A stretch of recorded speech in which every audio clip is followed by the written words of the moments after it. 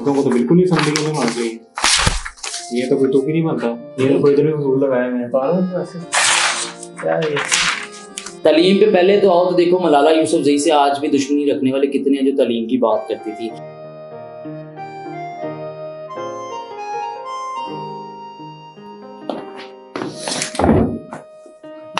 ये क्या पड़ा हुआ है? तुख्तरे ज़ाहिर शाह सईद मुस्लिम इफ्तिखार असेंबली में डस्का की पहचान। ये क्या भाई? ये आजकल ज़िमनी इलेक्शन हो रहे हैं, उसके हवाले से हर कोई पार्टी भागदौड़ कर रही है। ये उसकी जो है एक शिबी है, लोगों ने आजकल सियासी में कॉर्नर्स बनाए हुए हैं जगह जगह। औरतों का क्या काम है असेंबली में? औरतों को तो बिल्कुल नहीं असेंबली में मान गई। ये तो कोई तुक ही नहीं बनता, ये तो कोई इधर भी फजूल लगाए हुए हैं पागल वैसे क्या है ये।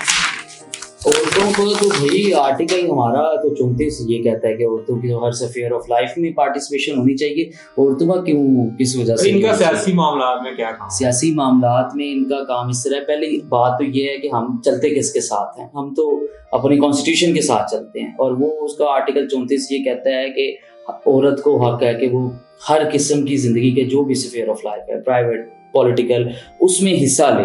और उसके अलावा इसमें तुम देखो कि अल्लाह ताला ने कुरानी आयत एक नाज़िल की, उस कुरानी आयत में था कि हमने तुम्हें औरत और मर्द बनाया, डिफरेंट कबीलों में बनाया, और अल्लाह के करीब सबसे मुकम्मल इंसान वो है जिसका अमल ज़बरदस्त है, अमल अच्छा है। तो अल्लाह ने ही जब कह दिया है कि औरत और मर्द दोनों अलग अलग इंसान हैं और दोनों की जो राइट्स हैं और दोनों के जो कानून है जो भी उनके ऊपर लागू होता है वो सब सेम है, तो औरतों का किस तरह पॉलिटिकल लाइफ में जो है वो ताल्लुक नहीं है। औरतें बिल्कुल हक रखती हैं कि वो सियासत में आएँ, वो जो है वो मजहबी लीडरान बने, सियासी लीडरान बने, ये बिल्कुल हक रखती हैं। तो फाड़ के तुमने बड़ी एक गलत सोच की जो है वो प्रचार किया है मेरे ख्याल से।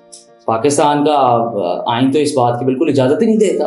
पाकिस्तान के आइन के अलावा तुम्हें मैंने कुरानी आयत का भी जिक्र किया और फिर तुमने देखा कि उसके बाद पाकिस्तान में कितने बुरे हालात हैं।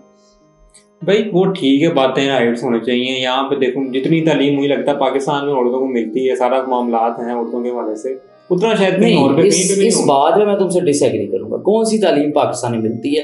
तालीम पे पहले तो आओ तो देखो मलाला यूसुफजई से आज भी दुश्मनी रखने वाले कितने हैं जो तालीम की बात करती थी। अब फैक्ट्स पे आ जाओ। यूएन की रिपोर्ट है 2017 में, उसमें मुताबिक कि पाकिस्तान में सिर्फ 45% औरतें लिटरेट है, और लिटरेट तो वो हैं जो पढ़ना लिखना जानती हैं। सिर्फ 3% औरतें ऐसी हैं जो डिग्री लेती हैं। डिग्री कौन सी? जो यूनिवर्सिटी की डिग्री है। तो तुम देखो तकरीबन पाकिस्तान में 10 करोड़ से ज़्यादा औरतें हैं, उसमें सिर्फ 3% निकाल लो वो औरतें डिग्री लेती हैं और वो जाके ये पॉलिटिकल लाइफ में जा सकती हैं या जॉब्स में जा सकती हैं और अपने आप को स्ट्रॉन्ग कर सकती हैं कि वो इस मर्दाना सोसाइटी में, इस अंधेरी सोसाइटी में अपना कोई मुकाम बना सके।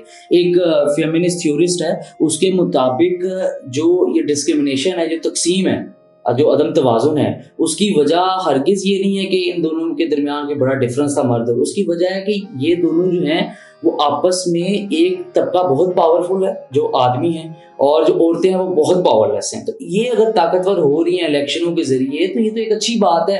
ये सारे जो एसिड विक्टिम, ये डोमेस्टिक अब्यूज खत्म हो जाएगी, यार तो अच्छी बात। बाहर की थ्योरीज हैं पाकिस्तान में नहीं अप्लाई होती है, एलियन कॉन्सेप्ट्स हैं, पाकिस्तानी ग्राउंड रियलिटीज कुछ और है, यहाँ का कल्चर कुछ और है। ये हमारा कल्चर इस चीज की ज्यादा है।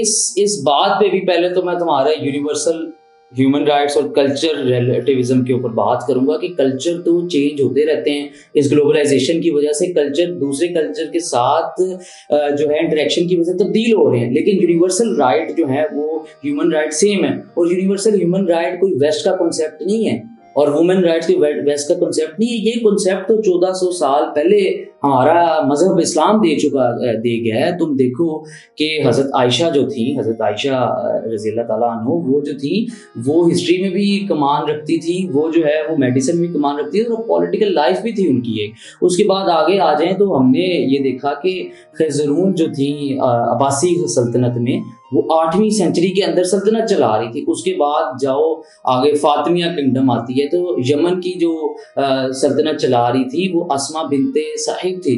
फिर तुम सब छोड़ दो, तुम कहते हो हमारा कल्चर नहीं है। रज़िया सुल्ताना हमारे कल्चर, दिल्ली में बैठ के जो है वो पूरी सल्तनत चलाती थी। सब छोड़ दो, आगे पाकिस्तान में आ जाओ, कायदे आज़म को तो मानते हो ना। कायदे आज़म के साथ कायदे आज़म की बहन का नाम सबसे प्रोमिनेंट है, जो पॉलिटिकल लाइफ में सबसे आगे थी। फिर बेगम अमजदी बानो, रेना लियाकत जैसी बेशुमार औरतें हैं। फिर और आओ तो तुम देखो कि हमेशा दुनिया में जो ताकतवर औरतें हैं जिनको पीएम बनाया मुस्लिम ममालिक ने बनाया, उसमें बेनज़ीर है, उसमें शेख हसीना है, और एक तुर्की की जो है वो क्या नाम है थी, टेंसी की, इस तरह का नाम था। ये मुसलमान औरतें थी सारी। आखिर में तुम्हें बस ये मैं बताना चाहता हूँ, कायदे आज़म का तुम्हें इस्लामिया कॉलेज का एक बड़ी ज़बरदस्त स्पीच है जो औरतों के ऊपर है, जो यही नेशनलिस्टिक प्रोजेक्ट को औरतों को सब ऑर्डिनेट रखने के लिए हमारे कोर्सेज से छुपाई गई है। कायदे आज़म ने कहा दुनिया में दो ताकतें हैं, एक कलम है और एक जो है वो तलवार है, और ये दोनों हमेशा से अज़ल से अब तक जो है एक दूसरे के साथ लड़ाई में लगी हुई हैं। लेकिन फिर कायदे आज़म का इससे भी बड़ी एक ताकत है जो इन दोनों ताकतों से अजीम है, और वो औरत की ताकत है। ये इस्लामिया कॉलेज कायदे आज़म का बयान है। तो कायदा ने तुमने बड़ी बात कर ली, अब कायदा दिखाओ और मुझे चाय पिलाओ। कब से खाली पड़े हैं? मेरे पास तो कोई पैसे हैं ही नहीं, कायदे आज़म मेरी जेब में है ही नहीं। कायदा की तुम बातें करते हो, कायदा तुम्हारे पास नहीं पड़े हुए, मेरे पास भी नहीं पड़े हुए। तो क्या करें, चाय पीनी है। देखो अब अगर कुछ हो सकता है तो मैं बुलाता हूँ उसको। मैं फिर घर से मंगवाता हूँ, बहन से मंगवाता हूँ पैसे। रुको जरा चेक करता हूँ, बाहर रब्ता करता हूँ उससे। बहन क्या नाम है आजकल घर के मामलात देख रही है या फिर? बहन यार वालिद साहब की तबीयत थोड़ी खराब है तो वो जॉब कर रही है, तो उससे जो है पूछता हूँ पैसे अगर वो भिजवा सकती है।